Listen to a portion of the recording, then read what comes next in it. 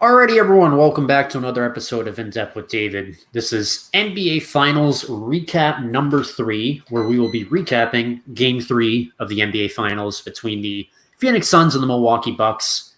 And once again, to help me with this recap, I'm joined by my good friend Carter. Carter, how are you doing today?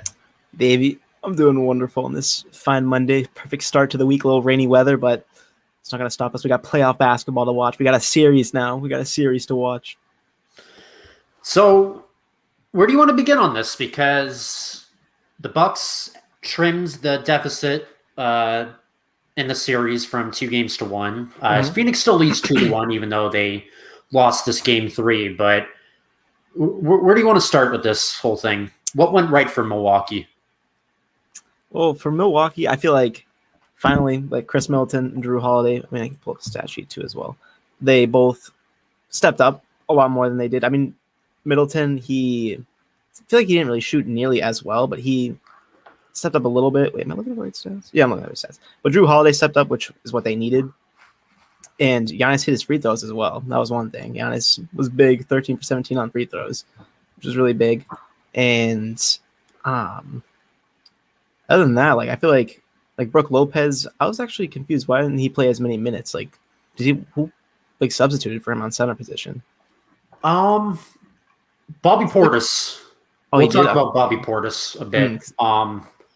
So before we get in, I actually forgot about this. This is actually how I wanted to start it off. But before we get into really how the game went, a lot of people, especially right after the game ended, Phoenix's coach, Monty Williams, kind of indirectly criticized the officiating, saying, this was an exact quote from him, I'm not going to get into the complaining publicly about fouls, just not going to do that. But you can look, we had 16 free throws tonight. One person had 17. And we all know the one person he's referring to is Giannis, who had 17 free throws, as you just said, went 13 for 17. Do you think that this is a problem? I mean, people have been complaining about the officiating and how it's become more soft the last few seasons, but I just think it's kind of something that us as NBA fans have just kind of become acclimated to, and there's nothing you can really do about it. I personally have never liked it since it began, having teams shoot, 30 to 40 free throws per game. I just think it's ridiculous. It's just really not good for the game, and it slows things down. But I don't really think that this is like something that will change or just really a big issue, because I think that, Giannis is a great player in terms of just being able to draw fouls. And I think they're more so mad at the fact that he was actually pretty good at shooting free throws tonight. If Giannis goes 3 for 17, 4 for 17, 5 for 17 from the line, Phoenix probably isn't complaining. Yeah, they probably wouldn't have said a thing if he shot very poorly on those free throws. But I do remember watching earlier that I think it was Undisputed, like Shannon Sharp. He was saying that Scott Foster, like one of the refs, he said that Chris Paul has like never won with like a playoff game with Scott Foster being like refereeing the game, and like Ayton had like 5, I think it was like 5 fouls in the fourth quarter. So like he didn't like play that much at the end, which I mean I feel like that was probably a poor decision that they didn't play him as much as they should have. Like I feel like they should have just risked it. Like, I mean, like if they're not gonna play him anyways, why as well if he fouls out? I mean, what's the worst thing? You know what I mean? It's either he fouls out or you just don't play him anyways. But I think that I do feel bad for the refs at the same time though, because like they're just trying to do their job. Like they go to work every day just to do their job, officiate the games. So they have a lot of pressure on their hands, a lot of different like just stresses constantly. They're on no one's side. Like I don't know how to put this, but like whatever their decision they make, someone's gonna not agree with it. Like no one's ever gonna agree with them. Like they're just constantly being contradicted, and so we got to give them a little like they're trying their best out there. But last night was a little, I don't know. And hearing that statistic about Chris Paul in the ref, that also seems a little suspicious, but I don't know. What do you think? Like, do you think it's a little suspicious? So Chris Paul, he's lost his last 12 playoff games when Scott Foster has been the referee. I remember a weird quote that back in the bubble, it was Game 7 between the Rockets and the Thunder in the first round last year in the bubble. And before the game started, Chris Paul said after that game ended that Scott Foster came up to him and said, "Oh, you've lost the last 10 games with me as the official." Why would he go up to him and say that? Yeah, that is a little weird. What the heck? I don't know. that's really weird that he went out of his way to say that and also knew that stat, because I feel like if I'm a referee, I really don't, pay attention to the outside noise, kind of like the players do. So I just think it's a pure coincidence, but at the same time, like, that's not helping matters with the fact that Scott Foster went out of his way to let Chris Paul know, like, oh, yeah, you kind of suck when I'm your ref. Tough luck. I think that's just definitely a coincidence. And I mean, the officiating, I don't think it was too much of an issue. Personal fouls were 24 for Phoenix and 18 for Milwaukee, so nothing too egregious. We've seen it get a little bit more ridiculous. So I think this was a fairly called game. I think, per usual, there was a few soft calls, like in the right under the rim. But when you try to draw contact there in the NBA, at least in these days, it's bound to cause for some soft calls to happen. But if Giannis is in the paint, I feel like it's just like it could be 50-50 chance, a foul, no foul. Like it'll probably be a foul because like it's so hard not to like be a foul in the paint. Like he's so good at drawing the fouls too. Like I'd say it may be better than like James Harden at drawing fouls. Honestly, he's top 5 players at drawing fouls in the NBA. I'd say it's either you try to foul him when he's just running down the fast break into the paint, or you just let him. You just step to the side and watch him slam it on your whole team. So exactly. I mean, it's a lose-lose scenario, and I think. Really, this was just another situation where everything went right for Milwaukee last night, playing in front of the home crowd. Giannis didn't have to deal with the fans counting how many seconds it took for him to take the free throw, and I mean, it paid off. He went 13 for 17. That's like this isn't a knock on Giannis, what I'm about to say, but that's like a career game for him from the straight. No, so that went right, and I do have to. I'm going to admit I was a little bit wrong. I said at the end of the last podcast that I thought, in order for Milwaukee to take a game in this series, at least, they were going to need not only big contributions from Giannis again, but also from Chris Middleton and Drew Holiday. And, look, Drew Holiday I have it right here. He had 21 points. Chris Middleton had 18 points. They both were pretty efficient shooting-wise, but nothing amazing. And obviously Giannis just had another 40-point game in the finals. So I was wrong in saying they all needed to be lights out for the Suns to win, because Drew Holiday and Chris Middleton were just decent, and Giannis was amazing again. And I think the Bucks, this is the game plan for them moving forward. If they want to win this series, what you need to do is you just need to run the offense around Giannis and just allow everyone else to just, be complementary pieces, put up 15 to 20 points a game. Maybe even have someone like Pat Connaughton off the bench. Oh, yeah, he did really well. And I think you can win like that. Granted, they were a little lucky, which we'll get into, about DeAndre Ayton getting into foul trouble. But I think that this is the winning formula for the Bucks. Oh yeah, well, I think this game kind of showed like the Bucks, they're not the team they were the past 2 games. I mean, they came out so much differently this game. Like they were just ready. Like I think the highest they're up was like 25 points at one point, into the third, like beginning of the fourth or something like that. They were up 25 points, which is insane considering how much they were down like the last 2 games, and like how like the leads. I feel like the lead kept going back and forth, and they were like up 6 constantly. It's like that weird 6 number, like being up 6. I feel like I just kept seeing that. But this kind of showed that like it's like a real series. Like the Bucks actually have like a real chance. Like if they continuously play like this, like the thing is they could play even better than this. Like this wasn't even like Chris Middleton had a mediocre game. Like I didn't actually see his shooting stats until like I just like looked at it again. Like 6 for 14, 3 for 7. Like that's not really like we've seen him shoot so much better than that. So like let's say he does well, Giannis does his thing, then everybody else does exactly what they did last night. I mean, the Suns are in some trouble, because if the Bucks win game 4, 2-2 series, I don't know, Davey. That scares me a little bit. That kind of scares me. They might go into 7 games if they go up 2-2. Definitely. If the Bucks are able to take game 4, which really is going to determine their fate in the series, in my opinion. The Bucks are not going to be able to come back from down 3-1 if they lose game 4, in my opinion. I think that if this series is 2-2, I think it's destined to go to 7, kind of like what happened with the Brooklyn series in Milwaukee. They went down 2-0, won the next 2 at home, then they lost game 5, and then won game 6 and 7. So if it's 2-2, it's definitely going to be a longer series for sure. It would at least go 6. I would take my chances and say it could go 7. But as impressed as I am with the Bucks last night, I also think that they caught a few breaks, in the sense that Devin Booker had a historically bad, for him at least, shooting night. He shot 3 for 14, only 1 for 7 from 3, had 10 points, and we barely saw him play in the fourth quarter. And DeAndre Ayton at the half had 16 points on 7 and 9 shooting, but he had 4 fouls, I think, in the first half. And then he had 5 fouls and just ended up going to the bench at the end of the game and only finished he only played 4 minutes in the second half. So I think they benefited from that, but that's also just complementing the way that the Bucks played defensively in order to get more fouls charged to Ayton, and also, playing Booker pretty well. I mean, Booker would probably be the first person to tell you that some of those shots he took last night that he missed, he probably should have made. I mean, we saw that happen on TV, but I think whatever the Bucks did, it worked last night. And as much as I just said that that's the winning formula, I think that's just their best chance to win. But it's going to be hard to count on back-to-back bad shooting nights for Devin Booker.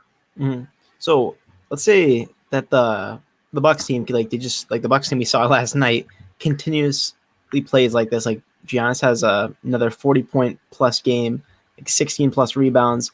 Let's say Chris Middleton actually goes off, but Devin Booker does his thing and Chris Paul doesn't score 6 points, 3 points, then 2 points in 3 quarters. Do you think the Bucks still have a chance of beating them? Like if the Suns, let's say Suns full, we'll say maybe game 1 Suns, full healthy, everything good, game 1 Suns versus this Bucks team. So game 1 Suns. So did you say Chris Paul, would he play like he did in game 1 where he had 30 points? Yeah, let's say they're playing their best. The Suns are playing their absolute best, but the Bucks at the same time are playing how we just saw them play last night, and that they could play even better if Chris Middleton actually played well. I would probably say the Suns would still win. I just think they're just so much deeper. And I mean, look, for as good as Giannis and Chris Middleton are, and we'll say Drew Holiday too, I just think the Suns, I mean, Jay Crowder even could put up a good game. Mikal Bridges shot the lights out in game 2. Cameron Payne had a ton of great points or great shots in game 1. So I just think, Cameron Payne, Cameron Johnson, Booker, Paul, Ayton, Bridges, Crowder, that's a good 6-7 man rotation. Even someone like Frank Kaminsky, who is going to need to be put into a bigger role with the Saric injury. He had a solid game last night. He was efficient on 3 for 5 shooting. So I just think if it's best versus best, I'd pick the Suns, because the Bucks, as much as it's Giannis, Middleton, and Holiday, is a good, solid big 3. I mean, outside of that, you'll have contributions from Connaughton, but I don't see anyone else who could contribute anything. Like Brook Lopez, what's he going to do? PJ Tucker's not known as the scorer. And then when you get deeper into the bench, I mean, hopefully Bobby Portis can do more of what he did last night for them, but Jeff Teague and Bryn Forbes and Tenacious Antetokounmpo, they're not going to score for you. So I just think the Suns would outgun them. Yeah, I feel like they tried out a lot of players last night, the Bucks. They tried out a lot of players they weren't trying out before. Like Giannis's, I can't really pronounce his first name. How do you say his first name? Giannis's brother?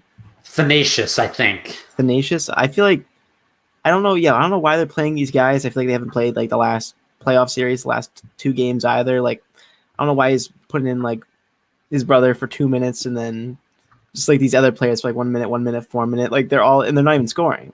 They're not really even doing anything either. They're really just only getting you 3 rebounds at most. Giannis's brother's getting 3 rebounds at most, and that's really it.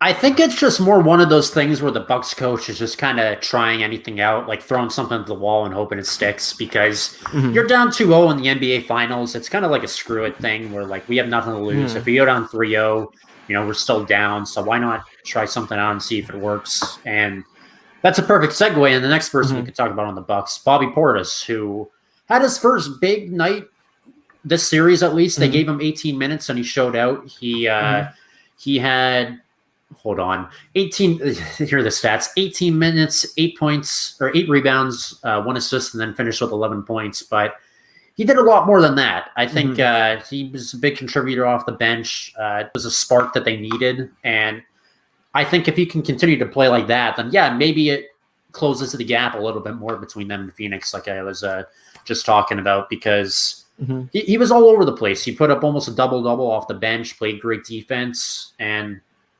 I think Budenholzer found a diamond in the rough, and he'll continue to play him. Hopefully, and get Brook Lopez out of there. I mean, he's just. I mean, I don't know what it is about Brook Lopez. Like, I feel like he used to just be so much better. Like, I feel like on paper his name just sounds so much better than he actually is. Like, it's just an odd center. I feel like he wasn't meant to be a center. He was a household name in Brooklyn, and then he goes to Milwaukee, and he finds out that he has a 3-point shot, and he's pretty efficient. Like I said in the previous podcast we did, he's one of the more efficient 3-point shooters as a center. But this has just kind of been a bad series for him. He had a good first 3 quarters in Game 1, but he was non-existent in the fourth quarter. Game 2, he was just nowhere to be found. And then this game, plays 21 minutes, and as a center, he only had 2 rebounds. That's just unacceptable. When you need at least 10 rebounds from your center. Yeah, exactly. And like Giannis is out there getting 17 rebounds on like a night like this. Like I feel like he can get like 20 rebounds if he wanted to. Like if he really just like the way he attacks the paint, and like the way he can just like get his own rebounds too. It's like unreal. Like the Suns need to. I heard some people talking about they need to like build a wall just to be able to stop Giannis from getting into the paint. Like that's what they need to do. They gotta just. But it's tough though because on the perimeter you got Chris Middleton just itching to get a 3. That's the dilemma because you can't double team someone like Giannis because, as you said, that either will leave Chris Middleton, Drew Holiday, or if he's on the floor, Pat Connaughton out on the perimeter for a shot. So get them on a good night. That's really scary. It's kind of like one of those things where it's kind of like what the Bucks are doing to the Suns with Ayton. It's just you kind of got to hope for the best and hope that you can frustrate them enough defensively to not have them completely take over on offense, but just kind of limit their scoring. So, yeah, I think. Do you think? I don't think this will happen, but if I'm the Bucks, you got to consider starting Bobby Portis. Although I think they'll just stay the course and keep Brook Lopez in the starting lineup. But he was a big X factor in that game. He was a big reason as to why they kept the lead comfortably throughout the game.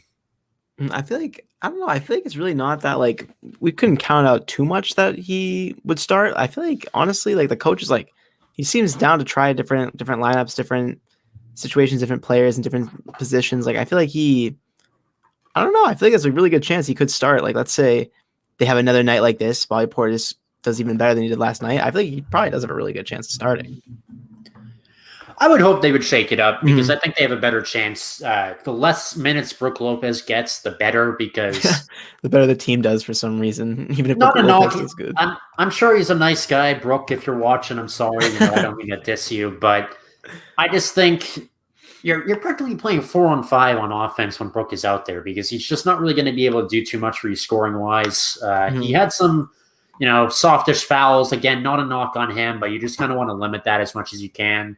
So I would rather see him come off the bench and someone like Bobby Portis. He's really physical. It's just really all about matchups though with Ayton because who do you think?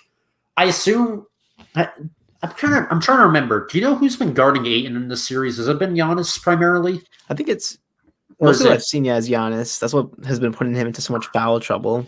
It's so hard to either let Giannis just yam the ball in your head or just like it's just so hard to watch. Like it's tough. It's really tough for the centers, I feel like. So yeah, you could still put Giannis on 8, and I honestly like that matchup of Jay Crowder on Bobby Portis. I think that's a great physical matchup, and I would favor that in favor of the Bucks. So maybe we'll see a lineup change, but I doubt it because it's very rare for something like that to happen in the middle of an NBA Finals series. The only time it happened in recent memory was 2015 when it was Cavs versus Warriors. The first time it happened, it was after the Warriors went down 2-1. They made a change. They took Andre Iguodala and put him at small forward or power forward, and then they had Draymond Green be their center. And once they made that switch, they won the final 3 games of the series. So other than that, it's pretty rare to see lineup changes in the NBA Finals, but I would be all for seeing Bobby make it into the starting 5. That would be nice. And then Jake Crowder last night, I feel like he only scored, I think his points were only 3s last night. Like I think he only scored 3 threes and like that was it in 33 minutes. Like I feel like that's not very, it's kind of an odd scoring night for Jake Crowder. Like they could have used him scoring a little more in the paint, but I mean, is that fine from like, can they win with Jay Crowder just having a game like that? Just scoring like 6 threes, I mean? Oh, I'm sure the Suns would love it if not only could he grab rebounds like he did last night, he had 6. And if he can hit 6 threes, the Suns will take that any night. I think he was probably their best player last night because he was pretty solid. Booker didn't show up. I would say Ayton, but he got in foul trouble and early in the third quarter. He had 4 fouls, I think, at the half and ended with 5 and didn't play any of the fourth quarter. So, Chris Paul, not the greatest either, had 4 turnovers. But I think, I think Jay Crowder was the best player, and he's been on and off in this series in terms of like lighting up the stat sheet. I think, as I said, he does a lot more than meets the eye in terms of, creating stats. Like, he's a great defender, great rebounder. But if he can play like he did last night and just complement Booker and Chris Paul when they get back on track, I mean, that's another way that it's going to be very hard to stop Phoenix from winning. If you get 30 points, 20 points from Booker and Paul, and then Jay Crowder can contribute 15 to 20 like he did last night, Phoenix is going to be in a good spot. Oh, yeah. They need to, I don't know, Devin Booker has got to not have another one of those types of games. That was a little scary seeing that. I feel like we haven't really seen, well, I mean, it's not really, he doesn't have much of a playoff, like, catalog, you could say. This is like the first years in the playoffs. But I feel like this is the first game we saw of him in the playoffs kind of slip up a little bit and not really play as, like what we expect him, basically, to get, like, 20 to 25 points a night and just, like, do his thing, just be a good player. But, like, last night was, I don't know, it was like a sign, like, oh, this guy's not, I mean, it's not, I'm not knocking him saying he's not like a superstar. Like, I mean, obviously they're going to have bad games, but like, we got to be careful. If he has another one of these bad games, they have to be really careful about that. And for all the people saying, oh, everyone calls him the next Kobe, but Kobe wouldn't have played like that in the finals. Kobe had a game in his career. I don't know if you know this. He had a game in his career where he missed 30 shots. Really? Do you know what he shot for a percentage that game? Probably very low. Yeah.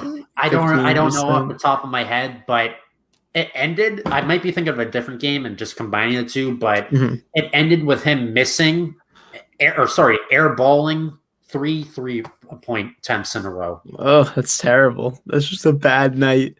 Every player has a bad game. It's so hard to be completely consistent through a whole playoff run. Like, that's just ridiculous. That's not fair to anyone. It happened to Curry. It's happened to LeBron. Terry Rozier, and I mean, that's kind of a bad comparison comparing Rozier to all these other guys. But Rozier and LeBron. In Game 7 of the 2018 Eastern Conference Finals, Rozier shot the lights out literally. Like, I think he missed like 17 shots, and was a big reason why we lost. And I'm totally not bitter about that still 3 years later. But totally going back to my point though, Tatum had a bad game right when the bubble started last year. He shot 1 for 19. He had a game this year. He shot like 2 for 19. I mean, it happens to everyone. I'm not too worried about it. I think Booker's going to get right back on track. If it happens again, then it's a cause for concern if you're doing that 2 games in a row. But I just, every player's bound to have a sloppy game in the playoffs. Yeah, hopefully when like the Olympics come, Devin Booker is not just like fully winded out, like playing like how he was playing last night, just hucking up shots, because they got to count on him. Like they what was that? I can't remember the score. I think it was like 101-98 against Nigeria, right? They went up against the U.S. team, the U.S. Olympic team. I believe it was. Yeah, that was. Like that. I want to make sure my facts are right, but that was not good. Can't be. Yeah, that's not good. That's not good. They usually, I feel like they're expected to beat every team in the Olympics, like by a good margin. 9 years ago, we beat Nigeria with the 2012 Olympic U.S. team by 83 points, I think. That's what I'm saying. Like, we're just expected to win all these games, but like just knowing it came that close, we're gonna be in trouble when we face Luka. We're gonna be in some trouble. Like I said, if we face Luka, it's literally going to be 2018 LeBron, where he's just going to be carrying everyone. He's going to put up like 50 points, and it all depends on if we can stop him. If we can stop him, we're going to blow them out. But if he can go off, we'll be shaking our boots a little bit. But I think Booker will bounce back. Chris Paul too. I mean, Chris Paul did okay last night. He went 8 for 14, 1 for 4 from 3. 4 turnovers, ended with 19 points. I just think this is one of these games where it's just an off game for everyone. Yeah. And they got unlucky in the sense that DeAndre Ayton got in foul trouble, and Not to knock anything the Bucks did though, too, because Giannis is only the second player in NBA history to have back-to-back 40-point games in the finals. Shaq or something that had like the next one? 40 points and 10 rebounds, and Shaq did it 21 years ago. So it's been a while. That's nuts. And this is his first finals. Like Giannis, I don't know. I feel like he's just like he's definitely going back. He's coming back to the finals. Like I feel like this isn't going to be his last finals. So if Giannis doesn't win this finals, I feel like it won't really be. It won't be too much like of a knock on his career, but it'll definitely whatever games he has left, whatever wins he has left, will definitely boost his career. Like I mean, that game last night really showed like this man's an animal. He's an animal. I mean, it was a third game like this. Davey, he's gonna be in the like the LeBron KD conversation if he's not already in there by these people talking about him. See, I don't know. I think it might be a little bit after this until the Milwaukee Bucks make the finals again, because I think that this was just such a weird year where it was so unlucky for so many people with COVID and injuries that I think right next year we're going to go back to seeing either some variation of Clippers or Lakers versus the Nets in the finals. Oh, you think it's just going to go back to okay? I could see that. I just seen the Bucks being just like a wild card team that like they'll be number 3 in the conference still, or number 2. Yeah. They'll be a strong number 2 or 3, but the Nets will definitely be running the East. I feel like, and I mean, we saw what happened. It's so likely that the Nets team gets hurt again. Like I don't see the entire team being healthy at one point, like at all times, I should say. I just think if the Nets play their cards right next year, we will have a hypothetical playoff series where it's Bucks versus Nets, two fully healthy squads battling it out for the finals or battling out for the Eastern Conference Finals. I gotta pick the Nets every time. I think that this is going to be an opportunity. Whoever wins this title, really, I think more so the Suns have a better chance. I don't know. This is kind of tough. I don't know how to explain it. Where the Suns, actually, I'll broach this question here. Which of these two teams after this year has the better chance to make the finals again? Doesn't matter who wins, but which team between the Bucks and the Suns is better suited to make a quick finals appearance again or make it back quicker? So I feel like that depends on if Chris Paul resigns, if he does get that 3-year contract we were talking about. I think that's like the first episode. If he does get like a contract or something like that, like that, I would say the Suns. But if he doesn't, I would say the Bucks. Honestly, I'd say they're probably more likely because of the East, it's not nearly as stacked as the West, and 2, I mean, if they don't have Chris Paul, like the Suns, if they don't have Chris Paul, I feel like they're back down to maybe being like 4th, 5th seed maybe in the West.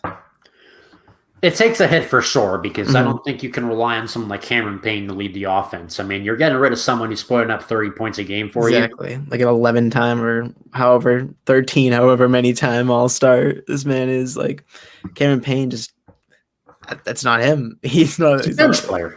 And exactly. His role is perfect for the Suns, and he's doing excellent in it. Yeah. I think the Bucks, I mean, Giannis, Chris Middleton, Drew Holiday, they'll all be there for a little bit. As you said, the only real team you need to get through in the East is the Brooklyn. But they need to work on that bench for me in the offseason. Regardless of how this turns out, you can't just be relying on people, Pat Connaughton and Bobby Portis, just to do it all. Yeah. Golden State got away with it because they got away with having an amazing starting 5 and only needed to get contributions from 2 people off the bench, and Shaw Livingston and Iguodala.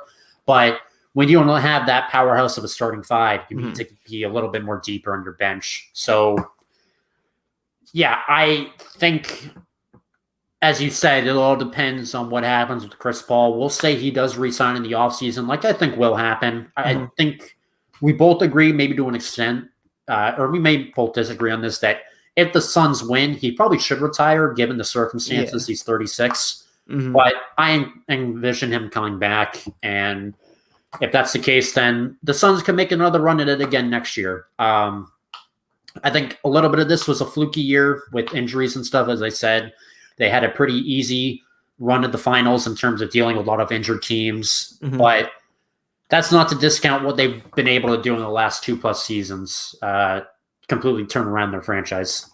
Yeah, that franchise. I remember I was out in California for like one of my dad's business trips, and we went to a Suns Lakers game, and like the Staples Center, it was it was empty. It was just empty. Like the tickets were just so cheap. My dad was like, we'll just go. I think this was around like 2017, 2016, I want to say. And like it was just like it just felt so sad in there. Like there was not a single Phoenix fan. I mean, it was like we're in LA, so like obviously, but like there was just no like Lakers fans either. And then like just to watch the Lakers and the Suns, just entire franchise. Same with the Sixers. I remember watching some kid in high school with the Sixers jerseys on, like freshman year of high school, like 2015. And I was like, what is he doing? Why is he wearing that? And then 2 years later, 3 years later, look where we are. All these teams like are up here, and now like the Rockets and OKC are way down at the bottom. Same with like the Cavs. The Kings stayed at the bottom. Right. I mean, it's really weird how a lot of people forget the Lakers went 6 straight seasons without making the playoffs. Yeah, it was bad. It was they were going through some rough times. They were like just Kobe. I mean, it was just Kobe and a bunch of scrubs, no-name players, and Swaggy P. Right, and D'Angelo Russell and that whole incident. Yeah. But people. Kobe was just physically tired in the sense that this is like a 35, 36-year-old man asking to carry, people like Swaggy P, Luol Deng, and Carlos Boozer in a starting lineup. I mean, it's not possible. It's just not possible. Just ran out of gas. But I think the Suns will be back there next year in the sense that they'll make the playoffs again and maybe win a round or two and make another deep run. But I need to see them be facing teams at their full strength, like the Lakers, the Clippers, the Nuggets. Same with the Bucks. I mean, as I said, you got to see them facing Brooklyn at full strength, Philly at full strength. I mean, those are really the only two competitors. So I would agree. The Bucks probably have a better chance at making it out of the East quicker than the Suns do out of the West. The East and some teams, like, I don't know, for some reason, like the Wizards, that team, I feel like they're going to make not really too much of a playoff run, but I feel like they'll make the playoffs this year. I'd say just an early prediction. I'm saying Wizards are going to be the 7th seed. Just throwing that prediction out there. But I feel like just Bradley Beal and Russell Westbrook on that team, like, it just seems like such an underrated backcourt. Like, I don't know. Like, it's just seem like there's 2 really good players, like really good dominant scorers. I know like the rest of the team is just scrubs basically. And like the coach, I'm pretty sure they're getting a new coach. Right? Yeah, they fired a new coach. They're getting a new coach. So I feel like if they get like a decent coach, maybe a little retired NBA player, past NBA player, there they go. They could be like a little playoff run, a little 7th seed playoff run. They had a whole year to figure it out, the whole Westbrook and Beal thing. So I think they will get better. I think, as you said, that's a very underrated backcourt. Yes, they're both making a ridiculous amount of money, but Westbrook had a solid season and Beal had another great year too.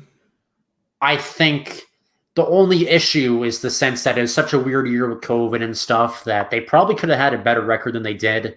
But a lot of people don't remember this, that the Wizards won 17 of their last 23 games in the regular season. And they were coming back. They're going to have a lot of momentum heading into next season. I think the issue this past year with them was when Westbrook would have an amazing night, Beal would be off a bit and vice versa. But I think if they're both on the same page, they can compete for a 6 through 8 playoff spot. And, they squeaked into the playoffs this year. They took a game from Philly in the first round. I see a little bit of improvement. I think that they have a ways to go for me to consider them to be a true contender. But look, I mean, I think that's a good point that they can make the playoffs and maybe make a little noise.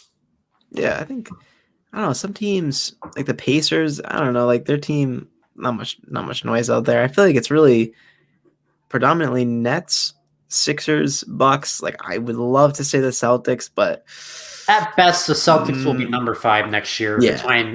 Behind those 3 teams, and then Miami also. We can't count out Miami, Jimmy Butler. Do you think he's in Miami rest of his career? What do you think? So he has 2 more years left on his deal. I think if they go out early again like they did this year, he's probably going to look to go somewhere else. And I wouldn't blame him. I think it all depends on how deep he can take this team. I know he loves it there, and I know he loves having his own team, but at some point you got to think about, can I win a championship with this team? And if he thinks he can, then he'll stay for the long haul. But if not, maybe he'll look to be a number 2 option on the team, because he's a good number. It's kind of like, it's similar to Chris Middleton. Obviously, I think we can all agree Jimmy Butler's a better player than Chris Middleton. He's great as the number 1 option on the team. But if a team were to get Jimmy Butler as the number 2, elite number 2 scoring option. Yeah, so, the Sixers. I feel like when the Sixers had Jimmy Butler, like, I feel like that should have been like, I thought that was NBA Finals caliber team. If that Kawhi shot does not go in, I've said this before, not on this podcast, just off camera. Shout out Flight Reacts. I just didn't have the cameras on. But I've said, if Kawhi's shot doesn't go in Game 7 and Philly ends up winning that game, they win the finals, because that was a good team. That was a great team. If you get past Kawhi and the Raptors, who eventually went on to win the title, you face Milwaukee, who fell apart after the first 2 games, as we saw. You could probably predict something similar happening if they face Philly.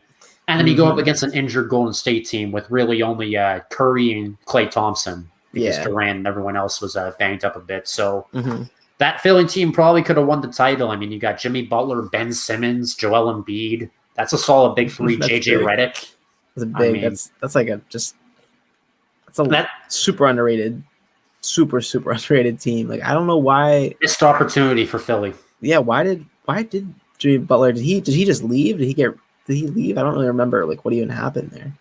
He left in free agency, so I believe the Sixers offered him a max contract to stay, but he was just looking for a fresh beginning because he had some problems with the Philly upper management. Oh, so he went to Miami, and then Philly, in a desperation move, used all the money they had left over from not being able to sign Jimmy to sign Al Horford to a max contract. And then what is one of the worst contracts on the NBA right now? Yeah. But we laugh about that, but the Celtics are on the hook for that now. Yep, so, and now we funny how that works out. Yes.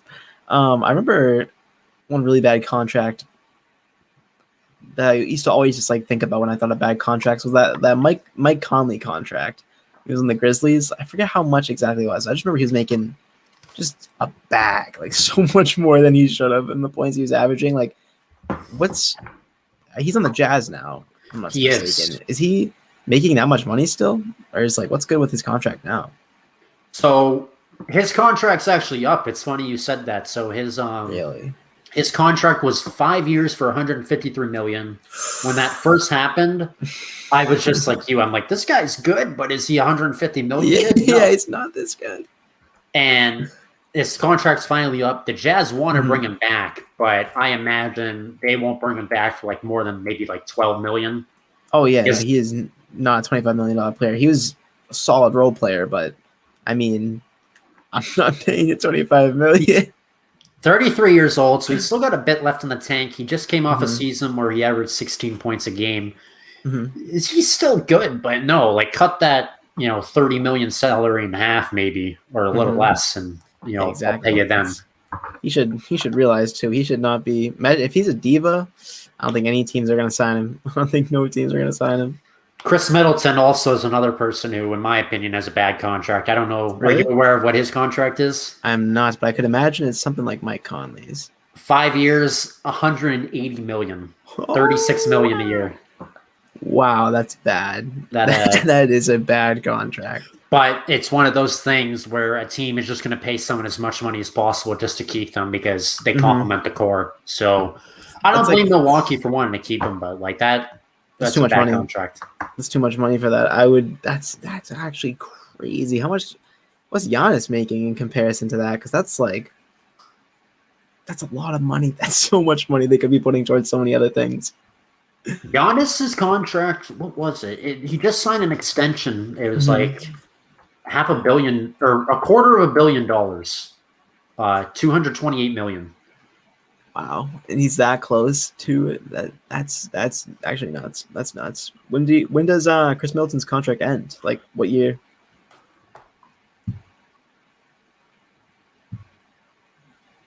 $2023, I think. 2023. I had to do a little counting with my fingers. I think it was a 5-year deal, and I think he signed it before the beginning of last season. So, okay.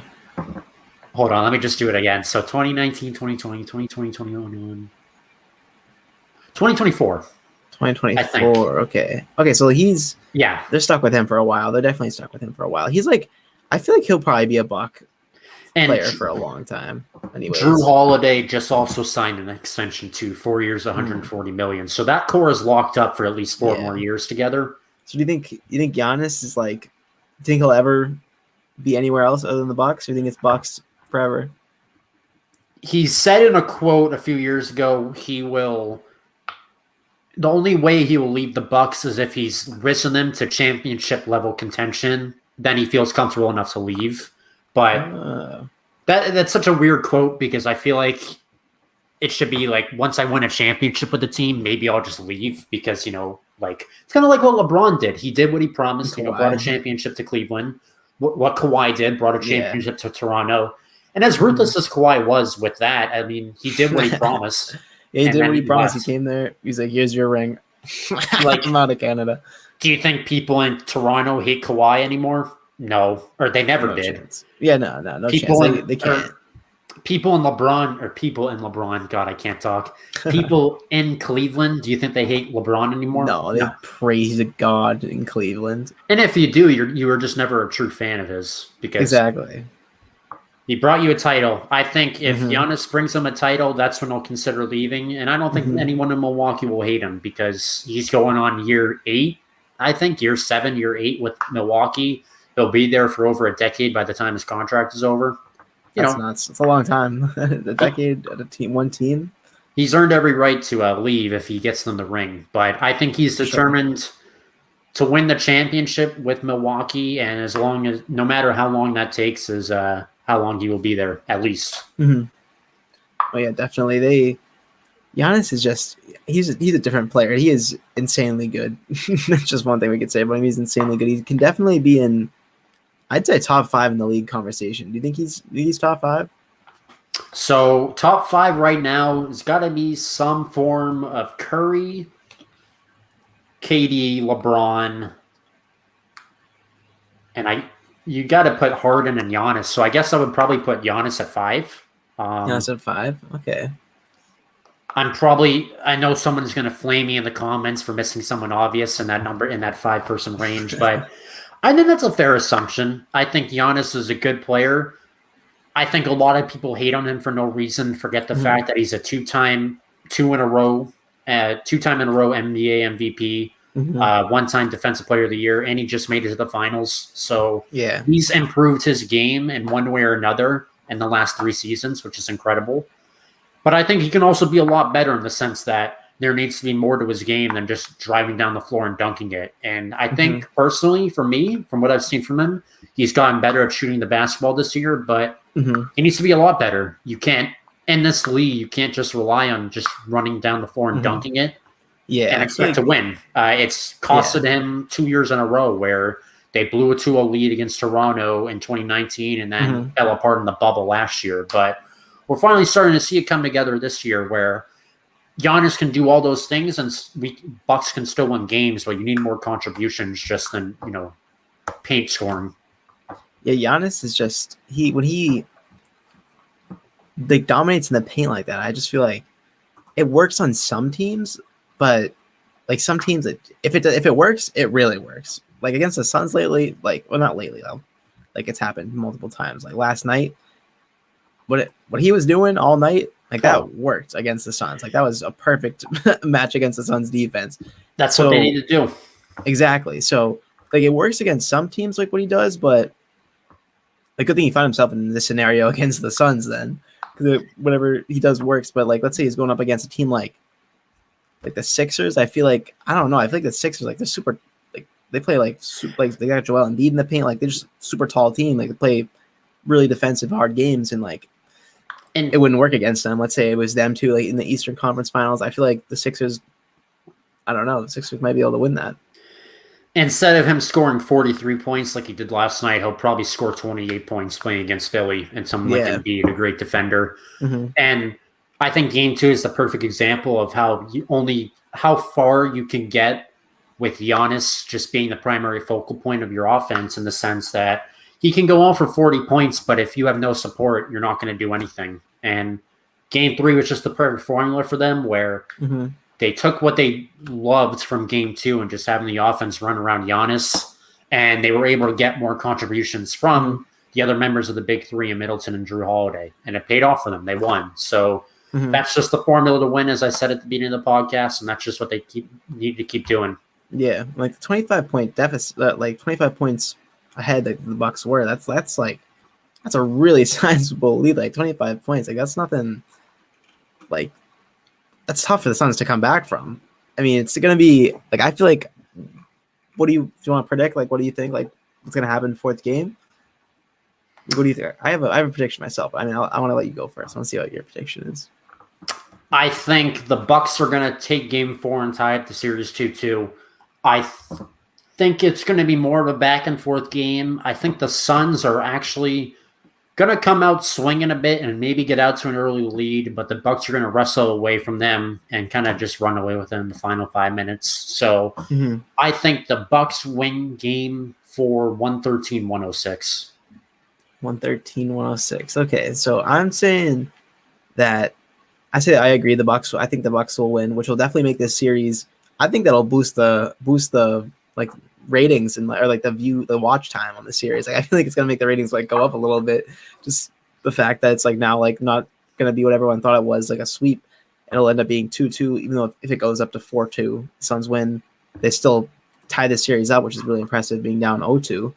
And so I'm thinking that's going to be Giannis is going to once again explode with I'm saying 45, like 47, like proper 40-point game. Like I'm thinking he's even actually going to go off. He's going to go off. And I'm thinking Chris Middleton is going to not do good, do better. We'll say better than last night. Better than last night. Drew Holiday will still do his thing. Brook Lopez, I'm just feeling like a regular 20-minute Brook Lopez type of game. He gets in there, he does a little bit, and he's out. So I'm saying the score is going to be 123 to 107, maybe. Okay. Around there. In that area. 16-point W, 16 points. I'm thinking it's a 16-point win. Suns are going to try to fight back, but I think the Bucks will be too much. Before we wrap this up, I just want to talk about two more players on the Suns. Oh, yeah. How much of this loss do you think is on not only Devin Booker, but Chris Paul and Mikal Bridges? Chris Paul put together another solid effort. He only had a measly 19 points, but he still had 9 assists. He did have the killer 4 turnovers. Shot the ball well, though. But the thing that kind of surprised me is Mikal Bridges only had 4 shot attempts the whole game in 27 minutes. Do you think that was also a fatal flaw of the Suns losing last night, where in games 1 and 2, it seemed like they were able to get him more shooting opportunities, Bridges, that is? And do you think that that's the reason kind of why they didn't lose, or kind of why they lost, is that they didn't get Bridges more touches? Because they should have really that should have been the game plan. Once you realized Booker wasn't going to be on his A game, I would have just given him more shots to take. I feel like the fact that Booker wasn't really doing well at the same time as like Chris Paul, like he wasn't really being Chris Paul. Like we expect him to do so much more. I feel like I don't know if it's just that our expectations of him are so much higher than every other player. We just expect him to just like they get other players' shots, and like the fact that he was giving like Devin Booker, he shot like a good amount. Like he was still putting them up, like, but he just wasn't making them. 3 for 14, 1 for 7. Like Chris Paul was setting them up. So I think that it was more Devin Booker's fault of this loss. Like I feel like Mikal Bridges, it wasn't really his fault. I mean, he only shot 4 times, but it's like he's not leading the offense. Like he doesn't have any say in like let me get the ball like almost every possession. Like he has to wait for options 1 and 2 to what they're going to do. And if options 1 is playing not so great and option 2 is playing pretty bad, I mean, you're probably not going to get, you should be getting more shots, but I mean, the fact that he wasn't getting any shots, that definitely contributed a lot to their loss, I would say. So I feel like it's, to answer the question, I'd say it's more Devin Booker. Do you think it was a mistake by the Suns to not realize that they should be giving Bridges more touches once they realized Booker wasn't shooting well? Oh, for sure. I feel like Bridges, I mean, I'm not going to say he would have had like a crazy breakout phenomenal game, but I feel like he probably would have done more than Devin Booker was doing, or even maybe cut the lead down to less than 20 at one point. And same with Cameron Payne as well. I feel like Cameron Payne, they were giving him shots too, but he isn't really hitting any shots either. Like I feel like they rely on him to get maybe like 10 points. I mean, he had 7 points, but he was like 3 for 10, then 0 for 2 from 3, which is not ideal if you're going to feed people shots. Give it to Mikal Bridges rather than Cameron Payne, who's just going to do that. Same with Devin Booker. And also, limit, if you're the Suns, you don't want Ayton to get into foul trouble because Kaminsky really got taken advantage of last night in the sense that the Bucks were able to do whatever they wanted against him. Yeah. I mean, he's like, it's not his fault. He's not really. No, it's not his stage. It's not his stage. You're asking for a lot out of him. I mean, no one knew Dario Saric was going to tear his ACL, and he's probably nervous as hell to hop on that court. He's probably, oh no. But if you're the Bucks, you got to keep exploiting this, that they're not as strong in the front court. And then last thing, Cam Johnson had a solid game off the bench for the Suns, 30 minutes at 14 points on 5-11 shooting. But this was the highlight of the night for the Suns, is when Cam Johnson had that dunk on PJ Tucker. PJ Tucker, he got yammed on.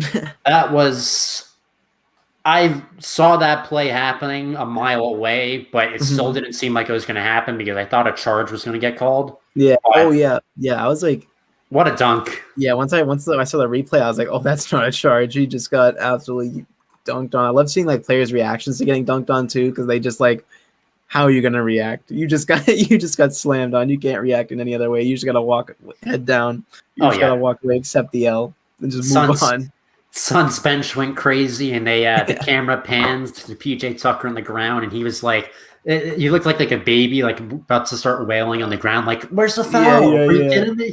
Oh my God. So even though the Suns lost the game, they did have the highlight of the night. Yeah, they did. They got the highlight, but they would have much rather won. Yeah, they need more of those highlights.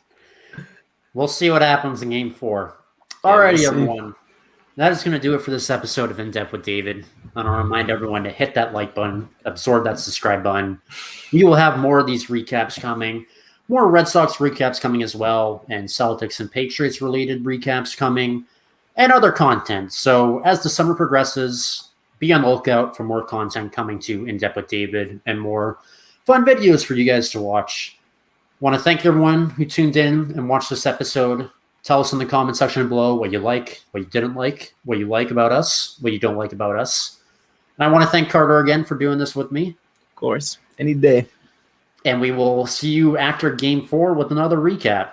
Alrighty, everyone. Thanks for watching. See you later. Take care. Peace out.